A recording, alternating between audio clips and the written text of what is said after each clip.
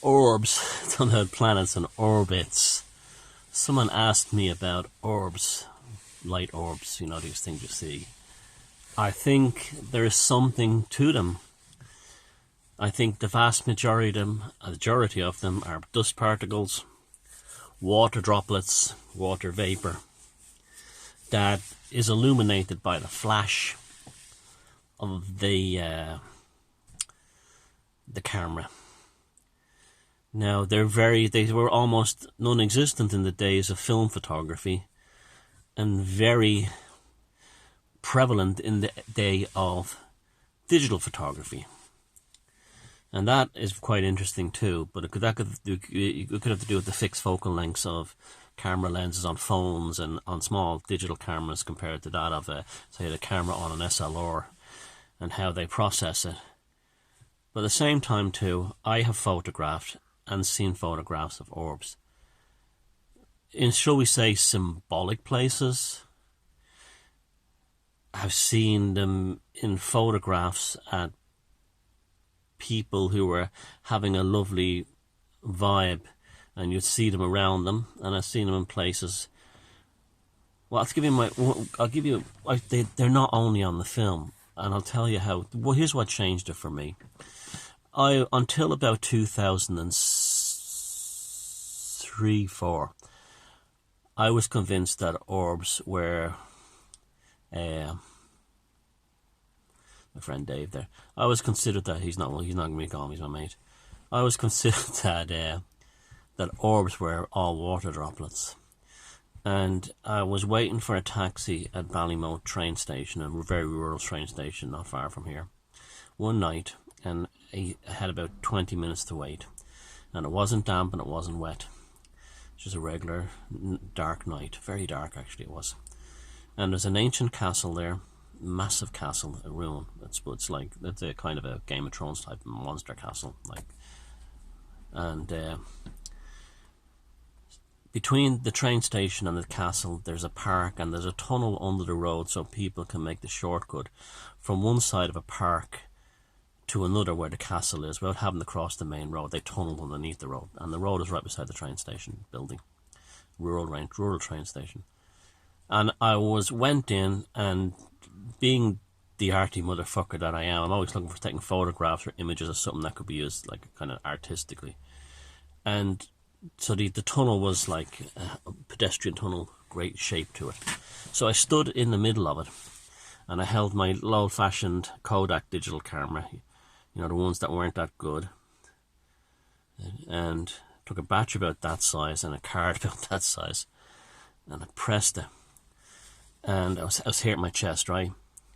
And because it didn't have a viewfinder, and as I clicked it, I saw all around me millions of orbs, and they were in real size, with my own eyes, not on the camera. And when I looked at the camera image later on the computer, they were all there. And when I say thousands and thousands of them, and I was seeing them just about here when the flash went off, and they were about that size. So they were not tiny dust particles close to the lens. They were, what I saw with my own eye was that size.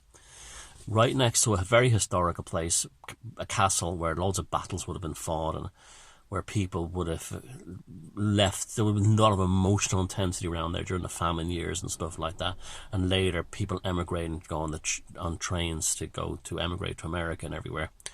Very heavily, would have had famine wakes. So the area would be very heavily charged with human emotions of all kinds. That was the first clue, because when those orbs appeared next to me, it was like, whoa! I was like, what the hell was that kind of moment? And they were all over the camera, in the same size and perspective that they were when I saw them in my eyes as the flash went off. Another time, there was a haunted house. If you look down on my haunted house, if you look down on this channel, search, you will see a video called Irish Heartfire Magic. It's in that house. It's now been gutted and cleaned out, being restored, sadly.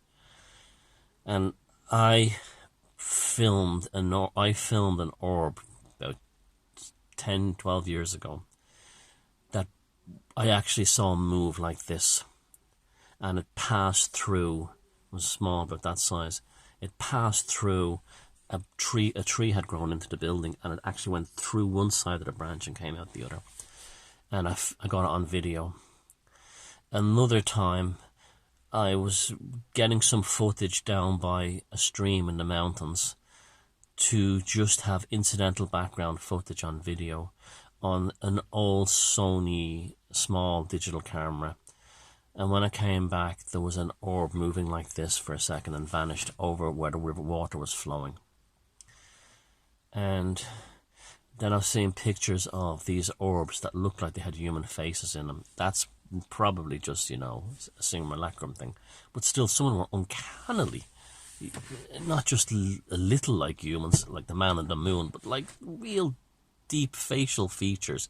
And often, sometimes expressions, but I'm not going to read too much into that one, because the human brain does that. But there's something to orbs that, yeah, and another one too was when I was down in Cork last year at UCC, University College Cork.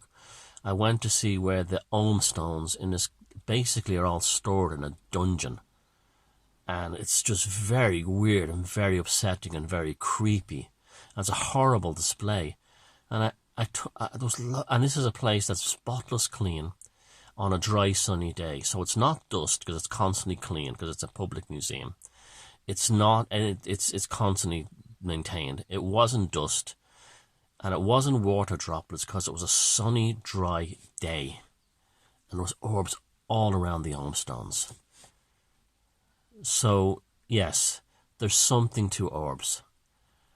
Most, probably 90% plus, are water vapor droplets and dust, but there's a small number that I can't figure out for the life of me that just, whether they're plasma, whatever they are, but there's definitely to say that they're all dust or water vapor is throwing the baby out with the bathwater. So there's the orbs thing, more study required.